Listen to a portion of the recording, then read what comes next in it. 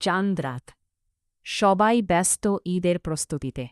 নতুন কাপড়, মেহেদি, সেমাই, ঘরে ঘরে আনন্দের গন্ধ।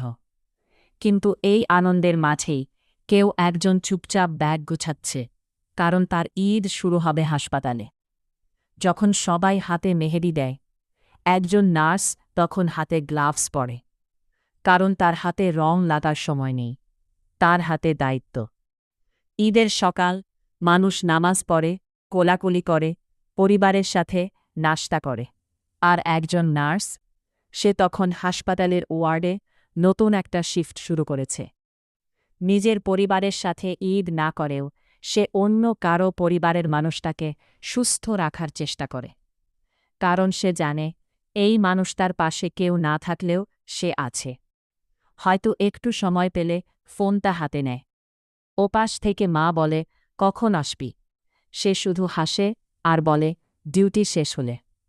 এটাই একজন নার্সের ঈদ, নিজের আনন্দের একটু দূরে রেখে অন্য কারো জীবনের পাশে দাঁড়ানো। কারণ একজন নার্সের কাছে এটাই দায়িত্ব, এটাই মানবতা।